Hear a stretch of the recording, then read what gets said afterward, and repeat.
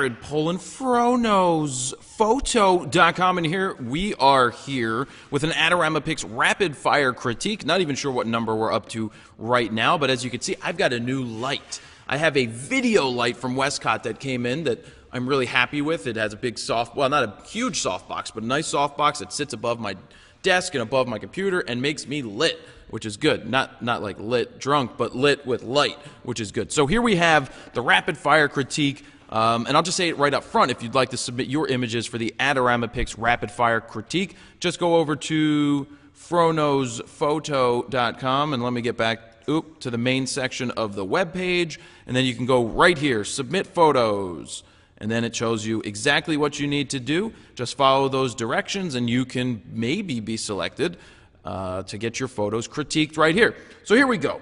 Let's get into this. So this is from Ian R. Photography. This photo is superb. This is an extremely sharp, tight image, processed very well, taken very well. I like the composition a lot. I like how the maybe a little more to the left, but I wouldn't change too much. This looks really good. You got the kid's eyes, which isn't the easiest to do when you have the a mask on because the light's coming underneath. Now the background isn't blown out too much, and I was looking at the EXIF data from this before, Nikon D3000, and it was taken at 400 ISO at f8. This is one of those things where even at 48 millimeters, if this was an 18 to 55, I don't see the lens again listed down here. Not sure why. I'm looking, and I don't see it. So I'm going to assume that it's the 18 to 55 lens, unless anybody else sees it here.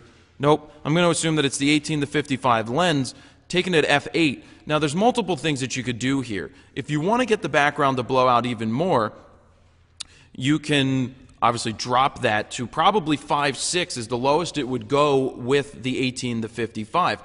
The fact that they're zoomed out to 48 millimeters out of 50 or 55 is good. If you want to blow the background out even more, the further you zoom in with those lenses, the more the background's going to blow out. And I mean, like, you can take a step back, zoom in, and compose the frame exactly the same. You have a better chance of blowing the background out shooting at a longer focal length than you do at a wider, because when you're wider, everything expands opposed to compressing at a longer focal length. So we'll move on from this, but I like this shot a lot. This is really, really strong.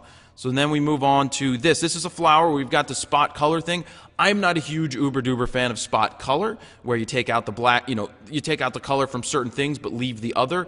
Now this was cool back in the 1900s and the 20s, 30s, and things like that, when they would literally use oil paints and paint color into black and white images. That was cool. Nowadays it's a little overdone, but we'll move past that and just look at the image. It's a nice sharp image. I love the way that you can see the raindrops on the flowers. The pink pops well. The yellow looks very good. It's a very sharp image. Let's see what this one was taken with. D3000 again, and this was taken 240 millimeters, which, oh wow, what lens is this? At 5.3. What would you think would be a 70 to 300 or something? I guess it doesn't list it from this camera. Oh well, I like this image a lot. So basically what they did is they zoomed in to give you a nice tight shot, and I like this. The only thing I don't like about it is the spot color. In the future, if you did have a macro lens, I would maybe try to fill the frame vertically a little bit. Vertical, like about this, what I'm looking through my See the World frame, and just try to get that one flower in there. Or I like that this flower's here on the right hand side out of focus. If you shifted the angle a little bit, if you could, and use this out of focus area over here to draw you into this one, it could add a different dimension to it.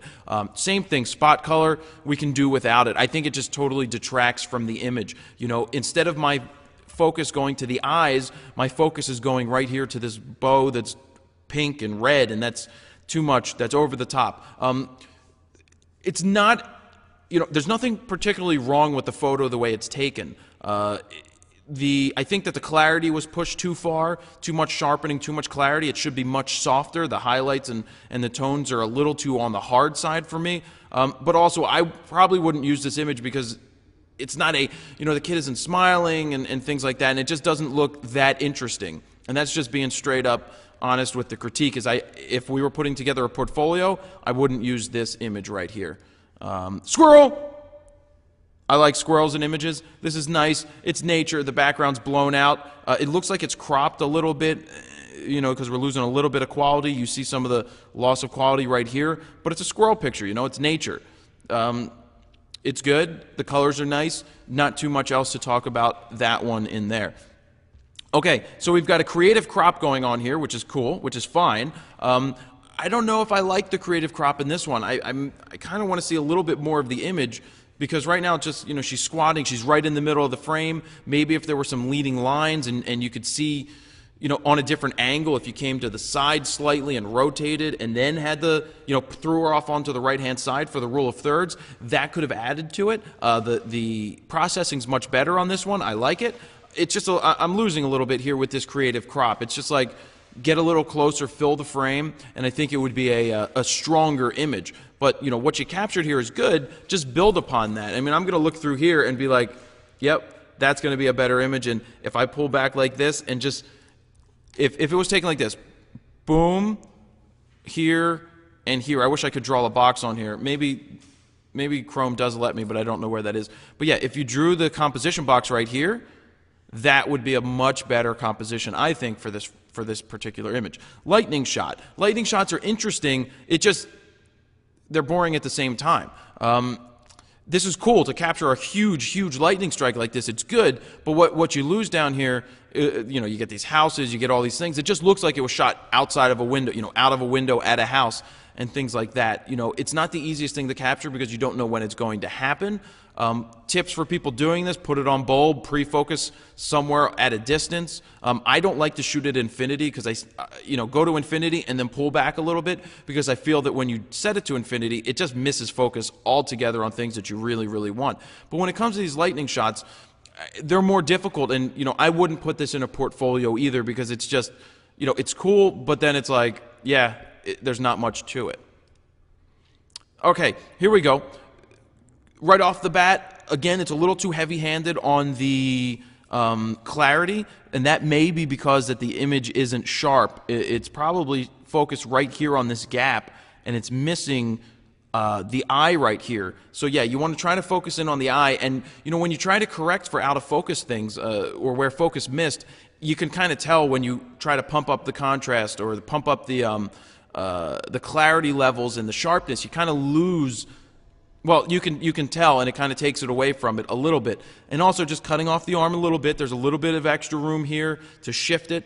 It's just a minor thing when it comes to composition. When you're looking through the frame, just make sure you're looking through. You leave yourself enough room. Check the edges of the border. I mean, that's what I do. When I'm looking through the frame, I'm checking the edges all the time to make sure that I'm not cutting things off. Or if I cut it off in one and I notice it and I go, darn it, I recompose and I capture it. Now, you can't do that every time.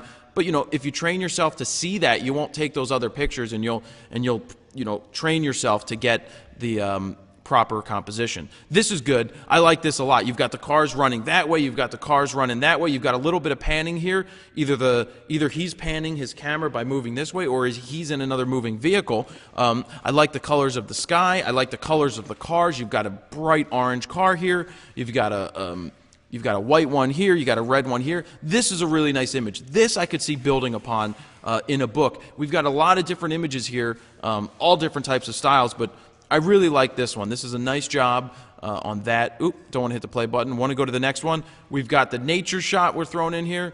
I would try to focus in a little tighter on the waterfall itself, cutting off a lot of this dead space over here, these rocks, this tree sticking out, these leaves right here that are just popping into the frame.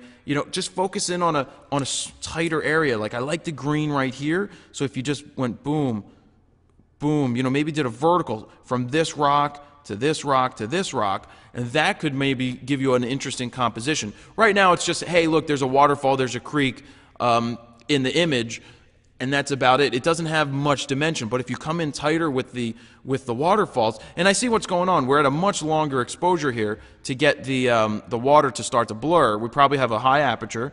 Yep, f/16, slow shutter speed.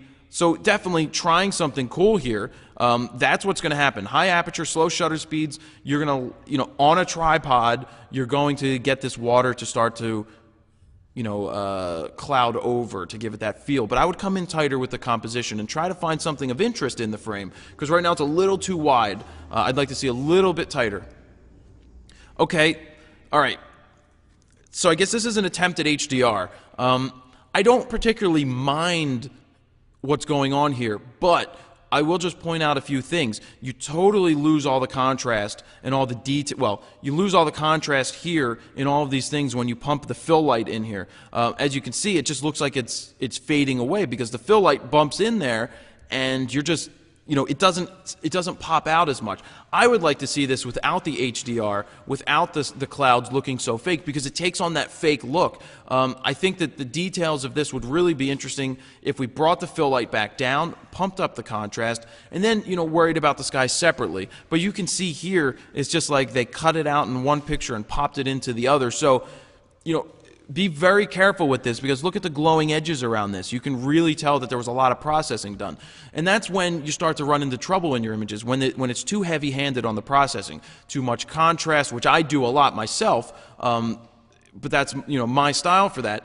But when there's too much clarity thrown in and too much sharpness, the images take on that look that it's too much is done to it. And that's for me. If I look at an image and it seems like there's way too much, it's over the top, and I can tell that it's over the top and processed, then I would think about pulling back in the future. So that's my recommendation for a lot of this. There's a lot of close stuff. We'll go back through this. This is really good. I like the angle. I like what's going on. We talked about that. This, we talked about coming in with a different composition, filling the frame a little bit more. We got the squirrel. We got this. We're looking for a different expression on the child, not trying to get away with gimmicks like the spot color, because they are gimmicks, and they just, they don't always work. They come off a little too amateurish, and when you're trying to move up and do all that type of stuff, then you want to look into being more, just coming across as less gimmicky. Let the image sell the story. Sell the story, not tell the story, or a little bit of both. Let it tell the story and sell the story. Let the image carry the person's imagination. In this case, I think it's trying too hard. Plus, we talked about it's a little over the top on the contrast and the, clarity button. But I love this shot a lot. I would just get away from the gimmick on the spot color again, but we love this. I love the clarity on this one, and this is the best image of the group. I really would like to see some more tighter shots altogether, filling the frame a little more. I would like to see a whole photo story on baseball or on the flowers, or do a whole story on just one thing. So find those 10 images. And if you guys would like to send a photo story of 10 images, you can go back to froknosphoto.com and you could submit them right here under rapid fire critique, and I would be more than happy to go through all of them and give a critique, an honest critique like this. This isn't meant to be harsh. This is meant to be straight up honest, so that you get a better representation, so that you basically can get some pointers to take your images to the next level. This image is great. If we saw like 9 more different variations of this, portraits of different people in your life, different scenes, or if you're at the baseball game and you shoot this shot, then do a tight shot of some of the baseball equipment. Try to look for the things behind the scenes and build upon that. So I would build upon the success of this shot and this shot and keep going. And let's see what you get. So, Ian, thank you very much for submitting these images. And that is about it for the Rapid Fire Critique. And we will see you the next time. Jared Polin, froknowsphoto.com. See ya!